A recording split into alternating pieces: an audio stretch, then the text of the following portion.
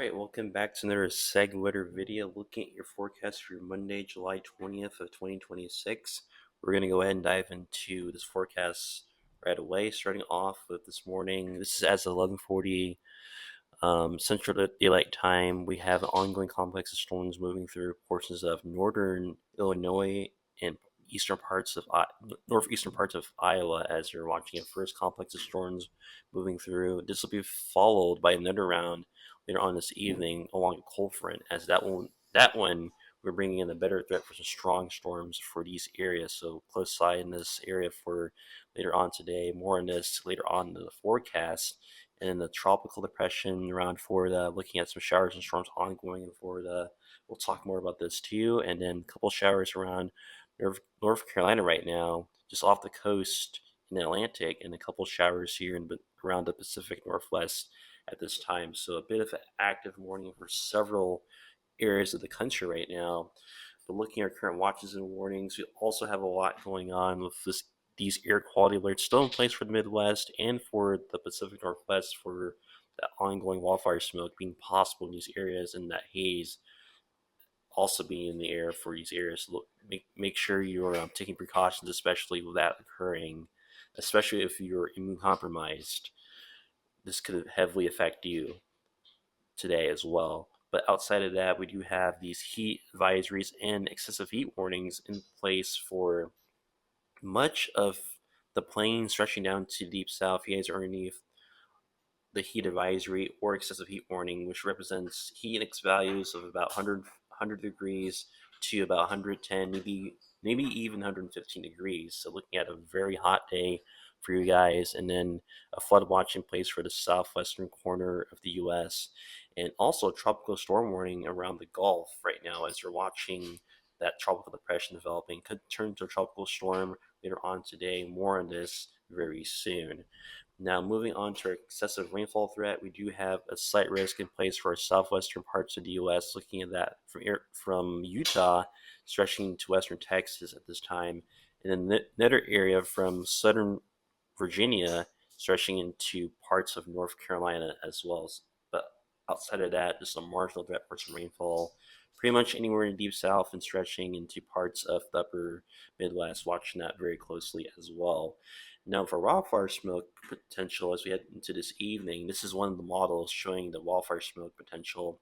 Later on this evening, does show that we can have higher concentrations again across the Pacific Northwest, but as we head towards the Midwest, though, looking a bit less today compared to yesterday. So the skies will still look pretty hazy, but it won't be as bad as yesterday, where it was pretty much kind of gray, whitish, yellowish all day, but still looking at some of those milky white skies due to that wildfire smoke occurring as well. But looking at your temperatures, looking at a hot day, especially across the plains and the southwestern Midwest, temperatures in the 90s to 100s, especially in Nebraska, Kansas, Oklahoma, Missouri, Texas, maybe even the parts of Arkansas as well. You guys will be quite hot with those heat advisories and that extreme heat warning in place for you guys for today in the southwest corner of the U.S. Also quite hot.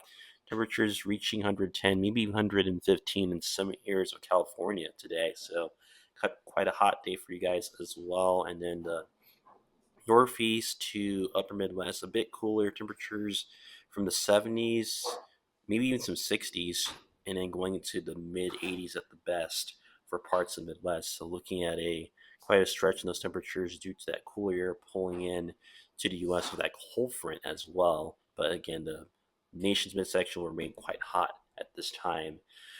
And all this is thanks to, again, this current upper level jet, which is, again, feeling these hot temperatures here in portions of the plains to the deep south, and then this cooler air anomaly up here towards the northeast. That's what's feeling those cooler to normal temperatures. But unfortunately, with this split, this will lead to, again, a stalled pattern where we have those cooler temperatures in the northeast, which will be quite nice for you guys. Temperatures been feeling much more like September, but for places like Oklahoma or Texas, will feel much more like the dead of summer. So looking at that being the case throughout the course of this week. Now back to that severe weather threat, we do have that threat in place pretty heavily for the Midwest, looking at up to enhanced risk for severe weather, that level 3 here in the scale, which indicates numerous severe thunderstorms possible. The slight risk, level 2, indicates a scattered chance of that occurring, and then the level 1 indicating a slight chance of that occurring. So looking at that pretty much for most of the Midwest, but Wisconsin especially, and northeastern Iowa needs to be on the lookout for those strong storms, especially later on today. Maybe even the upper UP of Michigan as well. And then a couple strong storms possible here around the Carolinas as well, with a slight risk for severe weather. Now, looking at those threats very closely, starting off with your tornado risk, looking at a low threat being there, but still up to 5% risk over Wisconsin, especially with that hatched risk in place for you guys, which could mean, unfortunately, the potential for an EF2 tornado. And unfortunately for this area, again, you guys have been hard hit this year, and unfortunately, that's going to continue with today with that threat for potentially a couple tornadoes, and then that damaging wind threat being the highest threat, looking at up to about a 30% risk of that occurring with that hatched risk in place for you guys as well. Looking at wind gusts up to about 70 miles per hour, if not greater. So watching that very closely for you guys today.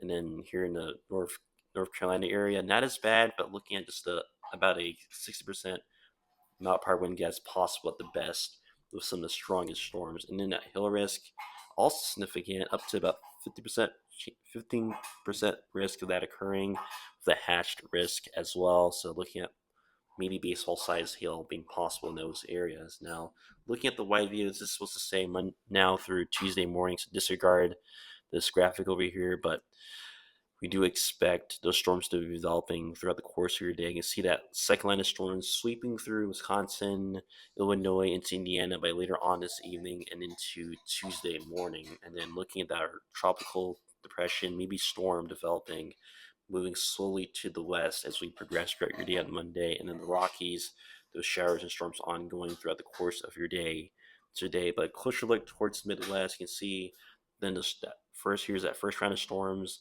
through this evening, and then later on this evening, that second round of storms developing right behind that first line, bringing all those threats of damaging winds, large hail, and a couple tornadoes as well. So be on lookout, especially this evening, if you have any plans, especially if you're in Wisconsin, Iowa, and again in Illinois, maybe even northern Indiana, as the storms will be arriving by late evening, perhaps into Tuesday morning as well. And then looking at the Carolinas, again, a smaller threat for severe weather, but still some scattered heavy storms likely for you guys. Again, a couple of those storms could produce some strong wind gusts. Now, looking back to our tropical depression that's currently in place just west of Florida right now. You can tell right now it's still showing this O symbol, which does indicate that's a tropical depression with winds that are actually currently up to 35 miles per hour. So it's starting to get a little stronger now. But unfortunately, as we head towards Tuesday and into Wednesday, the system will eventually evolve into a tropical storm. So watching that very closely. And this is the model from now through, I would say, Wednesday morning. We do expect this system to again gather some strength, and it could turn to a tropical storm by as early as tomorrow, later on this evening, and perhaps by Tuesday morning. But for that to happen, we need the system to gain 10 more needs to get 10 miles per hour stronger for it to reach the tropical storm threshold. But until then, we do expect again those tropical depression conditions to continue through today before it evolves into a tropical storm. And right now, you can see here's the track for that system from now through about Saturday morning. According to the National Weather Service, it does show this system still on its track of moving slowly to the west, probably hitting Louisiana by late Wednesday into Thursday as of now. And then this track has it going right towards Texas by Saturday morning. But even as it heads towards Texas, you notice it does drop down to depression, as when it does hit land, it'll lose some of that steam. But as it will continue on its way towards Texas, maybe it's as a tropical depression at this time. But again, a lot can change between now and Saturday morning. And here's a look at the models for at least all the models showing how this storm could perform, with most of them pretty much showing it reaching that tropical storm threshold by later on today, while some of them a couple of them kind of keep it around that around that borderline tropical threshold. But I do think that we will definitely break the tropical storm threshold by this afternoon, this evening, and it will stay in that probably for a couple of days before it does hit land eventually later on this week. Now, the only concern with the tropical storm, though, is that even though it does look like it's going to hit land later on this week, the only thing that may inhibit that maybe this high pressure over here, as right now that heat ridge that's setting up over much of the plains and parts of the deep south, this high pressure is dry sinking air, and with that, that does help to kill off some of that steam for storms to develop.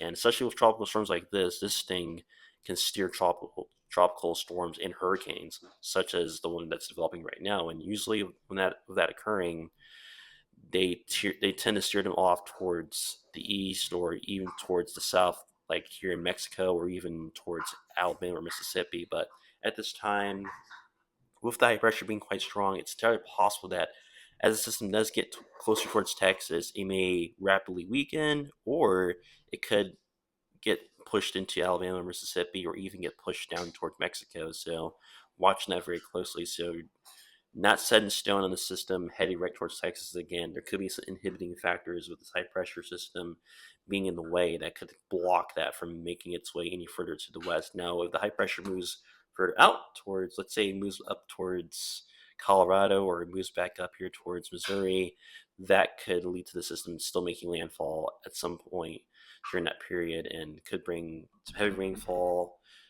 some damaging wind gusts, and maybe a brief high surf over a period of a couple of days. So watch that very closely. But that's pretty much it for this update.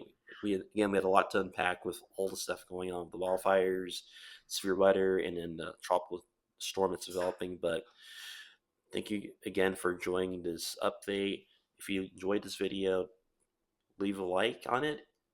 And if you want to see more of this content, don't forget to subscribe to get the latest on whenever I post a video on this channel. Have a great day and stay weather away.